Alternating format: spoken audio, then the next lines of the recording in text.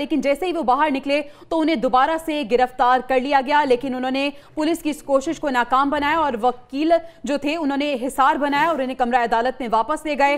और ये मनासिर भी आप देख सकते हैं कि किस तरह से जब उन्हें गिरफ्तार किया जाने लगा तो वो भागे और उनके वकील भी उनके पीछे थे और वो कमरा अदालत में वापस पहुंच गए हैं। और इस वक्त फवाद चौधरी कमरा अदालत में मौजूद है। इससे पहले हमने देखा था कि जो फैसला था उसे महफूज किया गया था और फैसला सुनाया गया। इस्लामाबाद हाईकोर्ट ने उन्हें फौरी तौर पर रिहा करने का हुक्म दिया था। जैसे ही वो बाहर निकले कमरा अदालत से पुलिस ने उन्हें दोबारा गिरफ्तार करने की कोशिश की, जिसे नाकाम बनाया गया। ये मनाजिर आप अपनी टेलीविजन स्क्रीन पर देख रहे हैं, इस्लामाबाद हाईकोर्ट की पार्किंग के मनाजिर हैं। हमारे रिपोर्टर्स हमें ये बताते हैं कि फवाद चौधरी को दोबारा कमरा अदालत में ले जाया गया, लेकिन बज़ाहिर वकील ये कोशिश करते नजर आ रहे हैं कि उन्हें किसी तरह गाड़ी में बिठाकर इस्लामाबाद हाईकोर्ट से ही बाहर ले जाया जाए। लेकिन ऑल्दो जो फवाद चौधरी की खुद गिरफ्तारी थी वो सुप्रीम कोर्ट में 12-14 घंटे के बाद हुई थी। जरा सुनिए कि हो क्या रहा था उस वक्त जब फवाद चौधरी वहाँ भाग दौड़ कर रहे थे।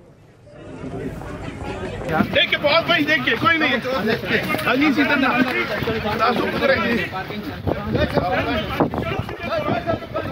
चलो चलो चलो बहुत भाई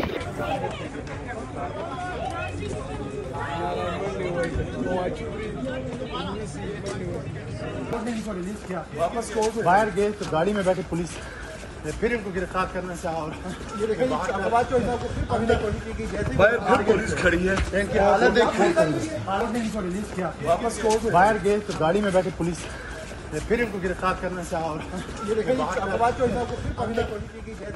तो मनाजिर आप अपनी टेलीविजन स्क्रीन पर देख रहे हैं। फवाद चौधरी को भी यहाँ सांस लेने में मुश्किल हो रही है और फिर भी वो भाग रहे हैं और दोबारा कमरा अदालत की तरफ जा रहे हैं ताकि किसी तरह से वो इस सारी सूरत हाल से बच सकें। आदिल सईद अब्बासी हमारे नुमाइंदे हमारे साथ मौजूद हैं, उनसे ज़रा ताज़ा तरीन सूरत हाल जान लेते हैं। आदिल, जो अदालती कार्रवाई हुई उसमें फवाद चौधरी की 3 MPO के तहत जो गिरफ्तारी थी उस पर जमानत हो गई, रिहाई का हुक्म हो गया, फिर अब गिरफ्तारी की कोशिश क्यों है, किस केस में है?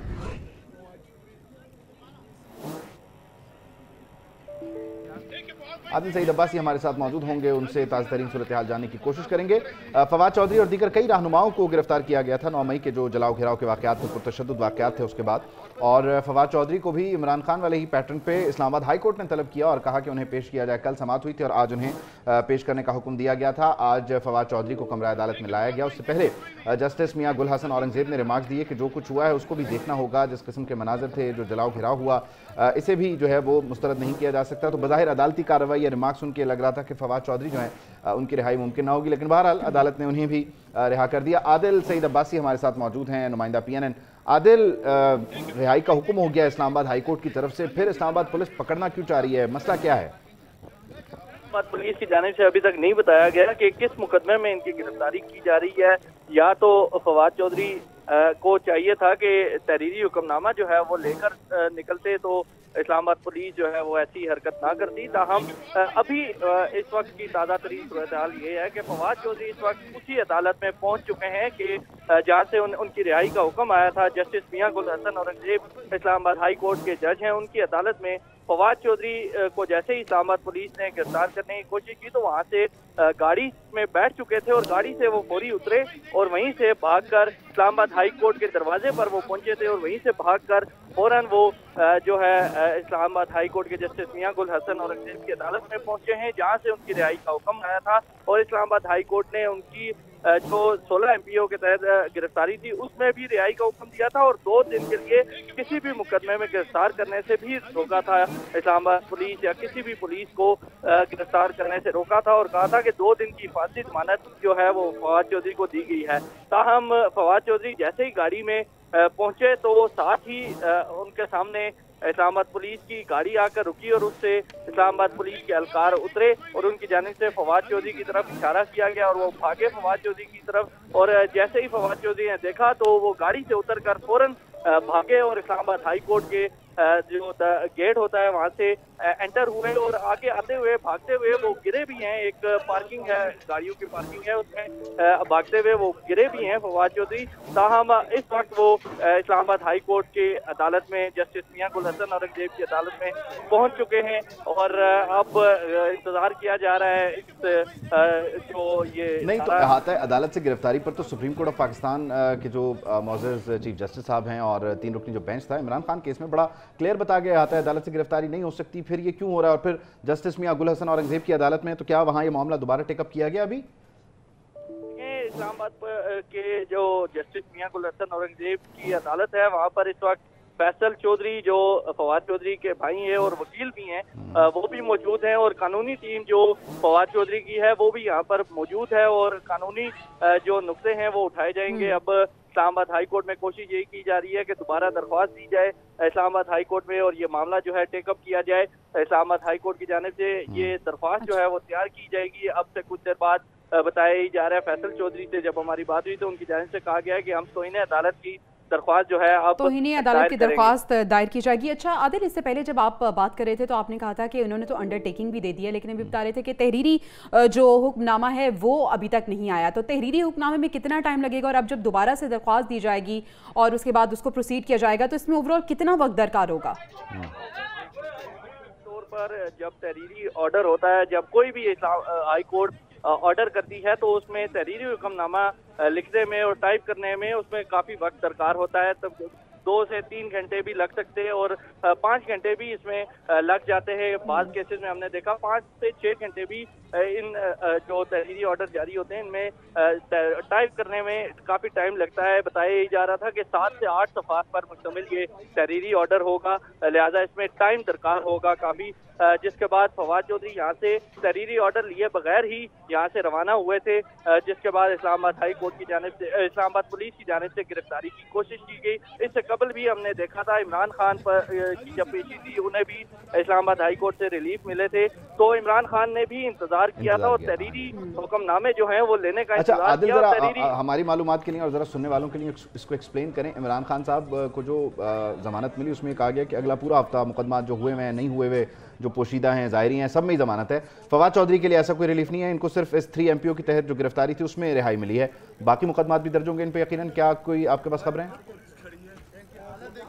मिला था 2 दिन के लिए उन्हें हिफाजती जमानत, किसी भी मुकदमे में उनकी गिरफ्तारी से रोका था इस्लामाबाद हाई कोर्ट ने।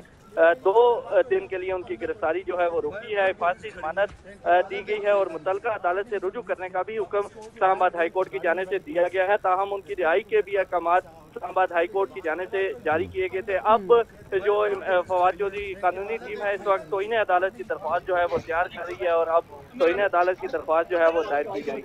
अच्छा आदिल, ये भी बता दें हमारे नाजरीन को कि जो जिस तरह से 3 MPO के तहत इनकी गिरफ्तारी अमल में लाई गई है, तो 3 MPO के तहत जो मुकदमात बनाए जाते हैं उनकी कानूनी हैसियत क्या होती है और किस तरह से उसको आगे लेके चला जाता है और उसमें क्या सजाएं हो सकती हैं? MPO के तहत अगर गिरफ्तारी अमल में लाई जाए तो 3 माह के लिए नजरबंद कर दिया जाता है जिसकी गिरफ्तारी होती है 3 MPO के तहत। इसके अलावा इसमें ये भी गुंजाइश होती है कि अगर हाई कोर्ट या कोई भी कोर्ट इसमें रिहाई के अहकामात जारी करे तो उसमें रिहाई भी मुमकिन हो सकती है। डिस्ट्रिक्ट मजिस्ट्रेट के बाद ये इख्तियार होता है 3 MPO के तहत जो वो अहकामात जारी करते हैं गिरफ्तारी के, उसके बाद अगर हाई कोर्ट से रुजू किया जाए तो इसमें रिहाई जो है वो मुमकिन होती है अगर हाई कोर्ट चाहे। इसी तरह हुआ यहाँ पर इससे कबल फवाद चौधरी से पहले यहाँ पर श्री मजारी को भी उनकी रिहाई के अहकाम जो हैं इसी अदालत मियां गुल हसन औरंगजेब की अदालत से जो श्री मजारी हैं उनके अहकाम भी जारी किए और जो फलक नाज हैं उनके अहकाम भी इसी अदालत ने जस्टिस मियां गुल हसन औरंगजेब ने इसी 3 MPO के तहत इन दोनों की भी गिरफ्तारी थी और इसी अदालत ने उनको भी रिहा करने का हुक्म दिया था। और उसके बाद फवाद चौधरी की इसी दरख्वास्त पर समाअत हुई, वकला के दलाइल हुए, उसके बाद फैसला महफूज हुआ और फिर जो महफूज फैसला है वो सुनाते हुए जस्टिस मियां गुल हसन औरंगजेब ने फवाद चौधरी के जो रिहाई है उसके अहकाम जारी किए और एक अंडरटेकिंग भी ली गई फवाद चौधरी की जाने से कि वो किसी कानून के खिलाफ जो है इज्तिमात होंगे उनमें शिरकत वो नहीं करेंगे और किसी किस्म की तकरीर भी नहीं करेंगे और नुक्से अमन का बाइस नहीं बनेंगे, क्योंकि बार बार तहरीक इंसाफ के रहनुमाओं की जानिब से सोशल मीडिया प्लेटफॉर्म्स पे अपने व्हाट्सएप ग्रुप्स में कहा जा रहा था कि यहाँ पहुँचो या वहाँ पहुँचो, तो बहरहाल उसकी वजह से फिर ये इंतशार देखने में आया। ये विजुअल जो आप अपनी टेलीविजन स्क्रीन पर देख रहे हैं जरा एक मरतबा डिस्क्राइब कर देते हैं। आदिल आपका बहुत शुक्रिया। फवाद चौधरी को इस्लामाबाद हाई कोर्ट ने प्रोटेक्टिव बेल दी 2 दिन के लिए और कहा एक उनसे एफिडेविट लिया, एक उनसे साइन लिया डॉक्यूमेंट पे, 2 दिन तक किसी भी सियासी कार्रवाई में एंगेज नहीं होंगे, खासतौर पर लोगों को मोबिलाइज नहीं करेंगे। तो फवाद चौधरी को जो ही रिहाई मिली वो फौरी तौर पर अपनी गाड़ी में बैठ कर रवाना हुए, लेकिन साथ ही आगे इस्लामाबाद पुलिस ने जो उन्हें रोकने की, गिरफ्तार करने की कोशिश की, गाड़ी वापस मोड़ी और ये जो आप गाड़ी देख रहे हैं जहाँ पे आके रुकती है, गेट खुलता है और फवाद चौधरी अंदर भागते हैं, ये इस्लामाबाद हाई कोर्ट का गेट है जहाँ से सब लोग अंदर अंदर जा रहे हैं और फिर वो कमरा अदालत जा रहे हैं जहाँ पर जस्टिस मियां गुल हसन औरंगजेब मौजूद हैं और अब वहाँ पर तौहीन अदालत की एक दरख्वास्त दायर करने की कोशिश की जा रही है। तो बहरहाल सूरत हाल ये है कि इस्लामाबाद हाईकोर्ट ने तहरीक इंसाफ के नज़रबंद रहनुमाओं शीरी मज़ारी और सेनेटर फलक नाज को भी नज़रबंद करने के जो अहकाम थे उन्हें कलअदम करार दे दिया है और फौरी तौर पर रिहा करने का हुक्म दे दिया है। तो इस्लामाबाद हाईकोर्ट से आज मजमूई तौर पर अगर बात की जाए तो फवाद चौधरी, फिर शीरी मज़ारी और फिर उसके बाद जो है जनाब सेनेटर फलक नाज साहिबा, इनकी भी रिहाई के अहकाम आ चुके हैं। जी हाँ, लेकिन हम देख ये रहे हैं कि जिससे पहले भी हमने अपने नाज़रीन को बताया कि जो फवाद चौधरी थे उन्हें रिहा करने का हुक्म दिया और जैसे ही वो बाहर निकले तो दोबारा से उन्हें इस्लामाबाद पुलिस ने गिरफ्तार करने की कोशिश की है।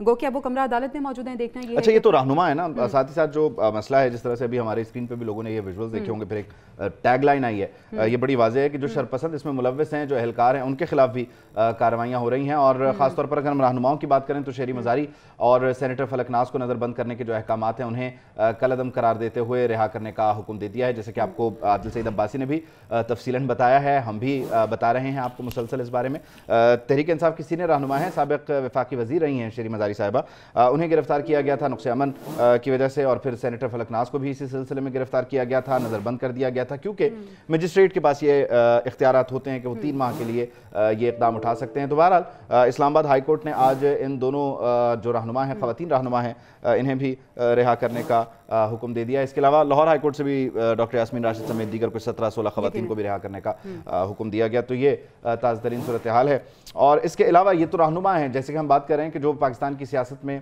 इस वक्त हंगामा है और इस वजह से पाकिस्तान को जो आग में झोंकने वाले शरपसंद हैं वो अब पुलिस के निशाने पर हैं, रेडार पर हैं, टारगेट पर हैं और 9 मई को जो स्याहबाब करार दिया गया, 9 मई के जो वाक़यात हैं उसमें लाहौर समेत पंजाब के दीगर शहर हैं उसमें सरकारी और निजी इमलाक पर हमले करने वाले जो मुसल्लह सियासी जत्थे हैं उनकी पकड़ धकड़ इस वक्त जारी है। और पंजाब पुलिस की अगर बात करें तो उसके मुताबिक अब तक कोई 3400 अफराद को शनाख्त करके गिरफ्तार कर लिया गया है। तस्वीर इनकी आप अपनी टेलीविजन स्क्रीन पर देख रहे हैं। खासतौर पर अगर हम लाहौर की बात करें तो यहाँ से तकरीबन 1023 शरपसंद अब तक शिकंजे में आ चुके हैं और इनमें से 351 को 90 रोज़ के लिए जेल भी भेज दिया गया है। जी हाँ, और 144 ऐसे हैं जिन्हें सीटीडी के हवाले भी कर दिया गया है। तो ये ओवरऑल सिचुएशन है जो हम आपको बता रहे हैं कि 144 अफराद ऐसे हैं जो सीटीडी के हवाले उन्हें कर दिया गया है और ये वो अनासर हैं जिन्होंने शरपसंदी फैलाई थी और 9 मई की जो सूरत हाल हुई थी उसके हवाले से इन लोगों की गिरफ्तारी अमल में लाई गई है। सिराज निसार हमारे नुमाइंदे हमारे साथ मौजूद हैं जो क्राइम के मामला हैं उस पर काफ़ी गहरी नज़र रखते हैं। सिराज, एक तो मजमूई तौर पर पंजाब से जो लोग 3400 लोग हैं उनकी रिहाई से जो गिरफ्तारी है उससे मुतालिक हमें बताइएगा और दूसरा ये बताइए कि खासतौर पर लाहौर में अब तक कितनी कार्रवाइयां हुई, कितने लोग मजीद हैं जिनको पकड़ना है? जी बिल्कुल, जिस तरह वज़ीर-ए-आज़म पाकिस्तान ने टारगेट दिया था पंजाब पुलिस को और आज वो टारगेट जो है वो रात तक ख़त्म हो जाएगा, लेकिन वो अभी उस हद तक पूरा नहीं हुआ। जिस तरह जो मतलूब थे शरपसंद अनासर, अभी तक जो आईजी पंजाब ने तस्दीक की है उसमें 3400 अफराद जो हैं वो कारकुन जो मुंतशिर शरपसंद थे उनको हिरासत में ले लिया गया है। लाहौर से 1000 से ज़ायद अफराद को हिरासत में लिया गया है और गिरफ्तारियों के हवाले से अगर मैं बात करूँ तो 36 अफराद जो है वो शादमान थाने पर हमला करने वाले जो मुल्ज़मान थे उनको गिरफ्तार करके जेल भिजवाया गया है, जबकि जो कोर कमांडर हाउस पर हमला हुआ, जनाह हाउस पर, उसका जो थाना सर्वर रोड में मुकदमा दर्ज था वहाँ पर 46 अफराद जो शनाख्त हुई जिनको नामजद करके उस मुकदमे में जेल भिजवा दिया गया है। जबकि उसी मुकदमे में जो 2 PTI के साबिक वज़रा थे मियाँ महमूद रशीद और असलम इकबाल, उनके ऊपर ये इल्ज़ाम है कि उन्होंने जो 2 अफराद वहाँ पर जाँ बहक हुए कत्ल किया। इन दोनों जो साबिक वज़रा हैं उन पर FIR के मुताबिक असला मौजूद था उनके पास और उन्होंने ही फायरिंग की जो 2 नौजवान जाँ बहक हुए। इनमें से महमूद रशीद जो जिन नाज़रीन ने हमें अभी ज्वाइन किया उनके लिए मैं बताता चलूँ कि अभी कुछ ही देर पहले एंटी टेररिस्ट कोर्ट में उनको पेश कर दिया गया है। चंद रोज़ कबल उनको हिरासत में लिया गया था, बाकायदा जो है वो रिमांड उनका मांगा गया और इस हवाले से तफ्तीशी अफसरान का ये कहना है कि अगर रिमांड ना मिला तो उनको भी जुडिशल रिमांड पर जेल भिजवा दिया जाएगा। जबकि मियाँ वज़ीर-ए-आज़म पाकिस्तान की तरफ से जो टारगेट दिया गया था इन मुकदमात में जो लाहौर में दर्ज है, इस वक्त 20 के करीब मुकदमा दर्ज हुए हैं और अभी कुछ ही देर पहले 30 मुकदमा दर्ज हुए, कुछ गिरफ्तारियां भी हुई हैं। लाहौर के हवाले से भी शराज आप हमें बताते हैं। शराज, ये भी बताइएगा कि जब गिरफ्तारियां अमल में लाई जा रही हैं, यकीनन नादरा की मदद दी जा रही है, इस तरह से दूसरे एग्जैक्टली, तो ये बताइएगा कि जब गिरफ्तारियां हो रही हैं तो इन लोगों को इनका क्या मौक़िफ़ सामने आ रहा है, क्या कोई मौक़िफ़ दे रहे हैं? क्योंकि हमने देखा था कराची में भी कोई वो इकबाल जुर्म करते नजर आ रहे हैं या ये कहते हैं कि हम थे ही नहीं, सिरे से इनकारी हैं, क्या कहते हैं? अजी बिल्कुल बड़ा अहम सवाल किया आपने। इसमें से 165 लोग वो हैं जिसकी स्पेशल ब्रांच ने रिपोर्ट बनवाई है। और इससे पहले मैं ये एडिट करता चलूँ कि जना हाउस के गिरदनवा में जितने भी कैमरे लगे थे उसका सारा रिकॉर्ड जो है वो additional IG special branch Zulfikar Hamid के स्पुर्द कर दिया गया था। और वहाँ पर नादरा की टीम बैठ कर जो है वो सारी तफ्तीश कर रहे हैं। और वहाँ से नादरा के जरिए जो शनाख्त की गई है वो 150 से ज़ायद अफराद हैं। और जिस तरह रात गए PNN ने बताया था कि 144 अफराद को CTD के हवाले कर दिया गया है मजीद तफ्तीश के लिए। गिरफ्तारियों का जो जरा इसको ना शिराज इसको जरा सिंप्लीफाई करें। जरा मुझे पहले ये बताएं कि कितने ऐसे लोग हैं तहरीक इंसाफ के जो रहनुमा हैं जो इस वक्त गिरफ्तार हैं 3 MPO के तहत पंजाब में। फिर उसके बाद दूसरी तरफ आए जहां पे कारकुनान जो हैं वो गिरफ्तार हैं या नजरबंद है 3 MPO के तौर। मुकदमात कितने, मुकदमात की जरा तादाद क्लियर करें। मुकदमात जो है वो इस वक्त तक 24 दर्ज हो चुके हैं लाहौर में।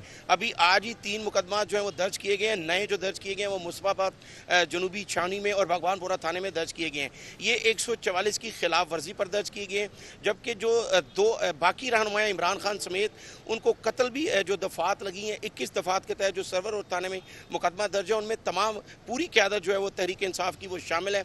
लेकिन जो फायरिंग उसमें बताई गई है उस पर्चे के मुताबिक वो 2 साबिक वज़रा मियाँ महमूद रशीद और असलम इकबाल। मियाँ महमूद रशीद को गिरफ्तार कर लिया गया और आज ही पेश किया गया। जबकि मियाँ असलम इकबाल के पुराने घर मिल्लत पार्क में कुछ ही देर पहले पुलिस ने वहां पर भी रेड किया। लेकिन मियाँ असलम इकबाल, जमशेद चीमा और दीगर कई ऐसे रहनुमा हैं जो यानी मजमूई तौर पर अगर पंजाब की बात करें तो कोई तकरीबन 3400 ऐसे सियासी बलवाई हैं जिनको शनाख्त करके गिरफ्तार कर लिया गया और लाहौर में 34 मुकदमात हैं। बहरहाल आपने बड़ा इन डेप्थ हमें एक्सप्लेन किया शिराज, आपका बहुत बहुत शुक्रिया। अब जनाब ये तो आपकी इन पर्टिकुलर बात, कल एक एलामिया आया, एक खुसूसी कोर कमांडर्स कॉन्फ्रेंस हुई जिसके बाद कहा गया कि आर्मी एक्ट के तहत अब मुकदमात चलाए जाएंगे और आर्मी एक्ट के तहत जो है वो ट्रायल होगा। तो आर्मी एक्ट के तहत कार्रवाई के फैसले की मंजूरी बाकायदा तौर पर दे दी गई है। ये कानून है क्या, इसके तहत फैसले होते कैसे हैं, किस तरह से प्रोसीडिंग्स चलती हैं और सजाएं क्या हो सकती हैं। अच्छा, इसको हमारे साथ मौजूद हैं ब्यूरो चीफ इस्लामाबाद, वो भी एक्सप्लेन करेंगे। लेकिन साथ ही साथ इसका जो मुख्तसर सा जायजा, इसका जो चैप्टर 1 है ये 1952 से कंप्लीट एक डॉक्यूमेंट है जो कि बहुत सारे मामलात को कवर करता है। इसमें चैप्टर 1 के अगर आप क्लॉज 5 के सब क्लॉज 3 को देखें तो वहां पर आपको पॉइंटर A और G में ये मिल जाएगा कि जो सिविलियंस हैं वो अगर इस तरह से हमले करते हैं, मैं आपके लिए पढ़ के बता देता हूँ कि रेज आर्म्स और वेज वॉर अगेंस्ट पाकिस्तान या फिर पाकिस्तान की आर्म्ड फोर्सेस पर अटैक करें, लॉ इन्फोर्समेंट एजेंसीज पर अगर हमला किया जाए या वो शहरी इमलाक हों या जो अस्करी इमलाक हों उन पर हमला किया जाए तो फिर भी कार्रवाई हो सकती है, आर्मी एक्ट लग सकता है। या फिर अगर दहशतगर्दी के वाक़यात की सहूलतकारी, प्लानिंग, एग्जीक्यूशन में कोई शख्स शामिल हो तो उस पर भी आर्मी एक्ट लग सकता है। तो ब्यूरो चीफ इस्लामाबाद गुलाम मुर्तज़ा हमारे साथ हैं, जरा उनसे मजीद सादा अल्फाज में समझते हैं। हाँ जी, गुलाम मुर्तज़ा आपका रुख करते हैं, बताइएगा कि ये कानून है क्या, इसके तहत क्या कार्रवाई हो सकती है और फिर मजीद की सजाएं क्या हो सकती हैं इस पर।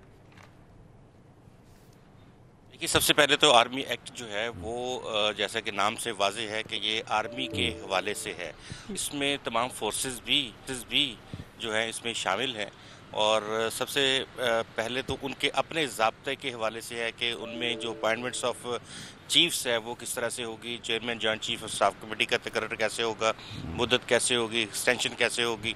फिर उसके बाद उनके रूल्स हैं जिनके तहत देखा जाता है कि उनकी सर्विस कितनी किसी की है और कहाँ पे है। और उसके साथ साथ जिस तनाजुर में हम बात कर रहे हैं वो इसका इस हवाले से है कि क्या सिविलियंस को उनका कोर्ट मार्शल किया जा सकता है या उनको जो अदालतें हैं सिविल के अलावा मिलिट्री कोर्ट्स उसके तहत उनका ट्रायल किया जा सकता है। तो इसमें एक चैप्टर है इस हवाले से कि ऐसे वो तमाम चीज़ें जो मिलिट्री तनसीबात पर हमले हों या कोई लोग फ़ोटोशूट कर रहे हों, लोग इंफॉर्मेशन ले रहे हों या अंदर जा घुसें, ट्रेसपासिंग करें और कुछ ऐसे जो पाकिस्तान के राज हैं एटॉमिक के हवाले से और उसके साथ साथ पाकिस्तान के जो मिलिट्री तनसीबात के हवाले से वहाँ तक और अगर कोई वर्दी जो है उसकी उसके हवाले से किसी के साथ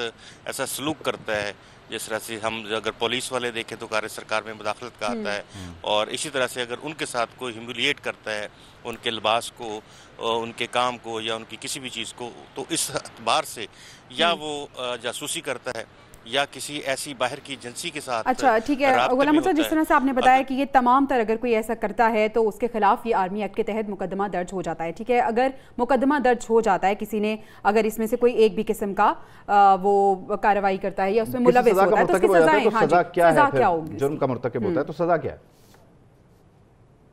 हर जुर्म के हवाले से अलग अलग पिनल कोड है पूरा, और हर जुर्म के हवाले से अलग अलग सजाएं हैं।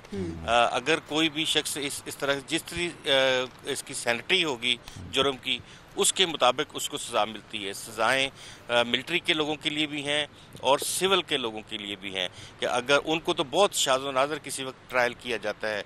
मार्शल लॉ के दौर में ऐसा होता रहा है कि मिलिट्री कोर्ट्स में ट्रायल किया जाता रहा है, बल्कि पाकिस्तान तहरीक इंसाफ के दौर में भी इस तरह का एक मामला चला था शुरू के दिनों में, जब ये कहा जा रहा था कि मिलिट्री कोर्ट्स जो हैं वो कायम की जाएगी, लेकिन ये खसूसी तौर पे दहशत गर्दों के हवाले से कायम की जाती हैं। दहशत गर्दों को सजाएं देने के हवाले से आपने देखा होगा इसमें गुलाम मुर्तज़ा ज़रा इसको सादा अल्फाज में ज़रा हमें समझा दें कि इस कोर्ट तक इस आर्मी एक्ट का इत्तलाक किसी सिविलियन कोर्ट से होता है, वहाँ से इसको रेफर किया जाता है, या फिर इसको खुद टेकअप कर लिया जाता है? ज़रा ये मुख्तसर और ज़रा सादा अल्फाज में। जी, ये एक जैक ब्रांच है जो कि आर्मी के तमाम इस तरह के मामलात को डील करती है। वहीं पे अपॉइंटमेंट ऑफ जजेस होती है उनकी, और उनकी अपनी कोर्ट्स होती हैं, और इन कोर्ट्स का जो है नोटिफिकेशन बाकायदा जारी किया जाता है डिफेंस मिनिस्ट्री की जानिब से, और फिर ये किसी भी जगह पे लगाई जा सकती हैं अदालतें, यानी कि किसी भी ऐसी चार दीवारी के अंदर वहाँ पे ये लगती है, और बाकायदा डिफेंस की जो कोई भी एक्यूज होगा उसको डिफेंस का पूरा मौका होता है। जिस तरह से मैं यहाँ जिक्र करूँगा कुलभूषण यादव का, उनकी जितनी भी यहाँ पे ट्रायल होता रहा, उस ट्रायल में उनको बाकायदा कहा जाता रहा कि काउंसिल आप हायर करें, काउंसिल लें, जो काउंसिल आप चाहेंगे आपको दे दी जाएगी, तो उन्हें काउंसिल भी दी गई। इसी तरह से दीगर जो इस तरह के जराइम हैं उनमें भी जो सिविलियन लोग भी अगर होंगे तो उनको भी डिफेंस का पूरा मौका दिया जाएगा, वरना तो ये अदालती कार्रवाई पूरी नहीं होती। और कुलभूषण का आपने जिक्र किया तो उसमें तो खैर अपील का भी हक दिया गया था। खैर अगर वो लोग जो समझते नहीं हैं इसको या समझना चाहते हैं इस आर्मी एक्ट को, चैप्टर 1 और 6 पढ़ लें, उन्हें पता चल जाएगा किस किस पर लगता है और फिर इसकी सजा क्या होगी। वैसे गुलाम मुर्तज़ा साहब ने भी आपको ब्रीफली एक्सप्लेन कर दिया। तो गुलाम मुर्तज़ा साहब बहुत शुक्रिया, आपने इस्लामाबाद से हमें ज्वाइन किया, एक्सप्लेन किया। तो बहरहाल इमलाक पर हमला करने वालों के खिलाफ आर्मी एक्ट के तहत कार्रवाई के फैसले हो चुके हैं, और आर्मी एक्ट है क्या ये हमने आपको बता दिया। और अगर हम मजीद देख सकें हमारे पास क्या स्क्रिप्ट है, इसको थोड़ा सा अगर प्ले कर दिया जाए। फौजी इमलाक पर हमला करने वालों के खिलाफ आर्मी एक्ट के तहत आपके पास तफसील है? अगर हम लाहौर की सूरत हाल की तरफ चलें तो जिन्ना हाउस पर हमला और तोड़फोड़ हुआ था, उसमें कहा जा रहा है कि एक बड़ी पेशरफ सामने आई है कि सेफ सिटी अथॉरिटी ने 1100 से जायद शरपसंदों की अब तस्वीर भी शाया कर दी हैं। फुटेजेस की मदद से भी इनकी गिरफ्तारी अमल में लाई जा रही है, और इसके साथ साथ 38 मुकदमात भी ऐसे हैं जिन्हें दर्ज कर लिया गया है। और हमारे साथ अरसलान हैदर मौजूद हैं, उनसे हम जान लेते हैं कि ओवरऑल तफसीलात क्या हैं। तो Arsalan Haider, over to you. मई को लाहौर ना हाउस पर हमला और पुरतशद्दुद कार्रवाइयों में मुलव्विस 1100 अफराद की जो है वो शनाख्त हो चुकी है। इन शरपसंद अनासिर की तस्वीर और फुटेजेस सेफ सिटी अथॉरिटी ने लाहौर पुलिस को जो है वो फराहम कर दी हैं। लाहौर पुलिस की जानिब से अभी तक 697 अफराद को ताहाल गिरफ्तार किया जा सका है। लाहौर पुलिस की जानिब से शरपसंद अनासिर के खिलाफ कार्रवाइयों के लिए बाकायदा टीमें जो हैं वो तश्कील दी गई हैं। लाहौर पुलिस ने अभी तक 499 अफराद की जो पाकिस्तान के एक्टिव कारकुन हैं लाहौर में, उनकी एक फहरिस्त तैयार की है, जिसके बाद उनकी गिरफ्तारियों के लिए टीमें तश्कील दी गई हैं और थाना वाइज हल्के इलाकों में जो है उनके खिलाफ कार्रवाई की जा रही है और लोगों को गिरफ्तार किया जा रहा है। लाहौर पुलिस की जानिब से 9 मई के वाक़यात में मुलव्विस शहर में जो है वो 38 मुकदमात का अंदराज हुआ पाकिस्तान तहरीक इंसाफ के कारकुनान की जानिब के खिलाफ, और इसके साथ साथ इन 38 मुकदमात में अभी पुलिस 697 अफराद को हिरासत में ले सकी है। इन मुकदमात का अंदराज किया गया और पुलिस जितने भी पाकिस्तान तहरीक इंसाफ के जो शरपसंद अनासिर थे, जो कारकुनान थे, जो इन शरपसंद कार्रवाइयों में मुलव्विस थे, उन्हें हिरासत में लेने के बाद CCTV फुटेजेस से उनकी शनाख्त कर रही है और शनाख्त का सिलसिला जो है वो जारी है। अभी तक 152 अफराद की ताहाल शनाख्त हो सकी है। जी, की शनाख्त हो सकी है और इनके खिलाफ क्रैकडाउन भी किया जा रहा है। अरसलान हैदर हमें ब्रीफ कर रहे थे। तो बहरहाल ये ताज़ा तरीन सूरत हाल है भाई। वो लोग जो वहाँ मौजूद थे, जिन लोगों ने ये सारी कार्रवाइयाँ की, वो सेफ सिटीज़ के जरिए, खुद अपने मोबाइल से बनी हुई फुटेजेस के जरिए, फिर सोशल मीडिया के जरिए मार्क हो गए और उन सब का ताक़ुब भी गया। अखबारों में इश्तिहार आ रहे हैं, तस्वीरें आ रही हैं और TV पे भी हम दिखा रहे हैं। गैर मामूली सूरत हाल है और गैर यकीनी किसी कैफियत है, और ऐसे में इस बहरान को काबू करने के लिए कौमी सलामती कमेटी का इजलास भी आज बुलाया गया, जो कि अब वज़ीर आज़म शहबाज शरीफ की ज़ेर सदारत शुरू हो गया है। इस इजलास में मुल्क में अमन व अमान की जो मजमूई सूरत हाल है, अंदरूनी और बैरूनी खतरात हैं, उनका जायजा लिया गया। लेकिन इस अहम इजलास से कबल army chief general Asim Munir की वज़ीर आज़म शहबाज शरीफ से अहम मुलाकात हुई और बताया जा रहा है कि इस मुलाकात में chairman joint chiefs of staff committee general Sahir Shamshad Mirza भी शरीक थे। जी हाँ, अगर इस मुलाकात की बात करें तो कौमी दाखिली और सलामती और अमन व अमान की ओवरऑल जो सिचुएशन है उस पर तबादला ख्याल हुआ है और अफवाज पाकिस्तान की ऑपरेशनल तैयारियों और पेशा वराना अमूर पर भी इस मुलाकात में बातचीत हुई है। तो कौमी सलामती कमेटी का जो इजलास है वो वज़ीर आज़म शहबाज शरीफ की ज़ेर सदारत शुरू हो चुका है और इस मुलाकात से पहले कहाँ मुलाकात हुई है सिपा सालार और वज़ीर आज़म के दौरान, और अब इस इजलास का बाकायदा तौर पर इजलास का आगाज़ हो गया है। हमारे नुमाइंदा ख़ुसूसी सिद्दीक़ साजिद हमारे साथ मौजूद हैं, उनसे ज़रा लेटेस्ट डेवलपमेंट जानने की कोशिश करते हैं। सिद्दीक़, बाकायदा तौर पर इजलास का भी आगाज़ हो गया और वज़ीर आज़म आर्मी चीफ की मुलाकात भी हुई है, क्या खबरें हैं वज़ीर आज़म हाउस से? जी बिल्कुल, वज़ीर आज़म शहबाज शरीफ की ज़ेर सदारत कौमी सलामती कमेटी का इजलास वज़ीर आज़म हाउस में इस वक्त जारी है। इजलास में मुल्क में अमन व अमान की मजमूई सूरत हाल ख़ास तौर पर 9 मई के बाद जो है वो सिक्योरिटी के मामलात पर तफसीली तबादला ख्याल किया जा रहा है। इस इजलास में सिंध, पंजाब और खैबर पख्तूनख्वा के जो वज़राए आला हैं वो ख़ुसूसी तौर पर शिरकत कर रहे हैं। इसके साथ साथ मुसल्लह फ़ौज की क़यादत, इंटेलिजेंस इदारों के सरबराहान, सेक्रेटरी दाखिला, सेक्रेटरी खारजा भी इजलास में मौजूद हैं। इजलास को अमन व अमान से मुतल्लिक़ जो है वो तफसीली ब्रीफिंग जो है वो दी जा रही है और उस इजलास से पहले एक अहम मुलाकात हुई है army chief general Syed Asim Munir की वज़ीर आज़म शहबाज शरीफ से। उस मुलाकात में chairman joint chief of staff committee general Sahir Shamshad Mirza भी मौजूद थे। सिद्दीक़ साजिद हमें अपडेट करें इस वक्त इस्लामाबाद से, और ये ताज़ा तरीन सूरत हाल। अच्छा, इसका इस तनाजुर में समझना भी बड़ा ज़रूरी है कि पार्लियामेंट का मुश्तरका इजलास भी कल के रोज़ हुआ। कल एक खुसूसी कोर कमांडर्स कॉन्फ्रेंस एलामिया बड़ा वाज़ेह है, बड़ा दो टोक है। उससे पहले ISPR ने जिस तरह से 9 मई के वाक़यात से मुताल्लिक़ एक प्रेस रिलीज़ जारी की, वो भी अपनी जगह मौजूद है। तो बहरहाल ये इस वक्त सारी सूरत हाल है। हम जो कौमी सलामती कमेटी का इजलास है उससे मुताल्लिक़ अपडेट करेंगे। इस वक्त मौलाना अब्दुल खबीर आज़ाद जो चेयरमैन रुयत हिलाल कमेटी हैं, वो एक अमन कॉन्फ्रेंस से मुखातिब हैं, उनको सुन लेते हैं। मीडिया ने फिर आगे भी अपने और प्रोग्रामात के हवाले से भी जाना होगा। एक हम यकजहती का मुजाहरा करेंगे और फिर हम इंशाअल्लाह पाक फ़ौज के साथ इजहार यकजहती, उन शुहदा के साथ जिनकी हम जगहों को जलाया गया है, वो लोग जो मोहसिन हैं पाकिस्तान के, उनके साथ हम इजहार यकजहती करेंगे। और फिर हमारे साथ जो बड़े बड़े अकाबिर उलमा इधर तशरीफ़ फरमा हैं, मुख्तलिफ़ मसालिक के, मज़ाहिब के, वो आपके सामने एक एक मिनट की बात करेंगे।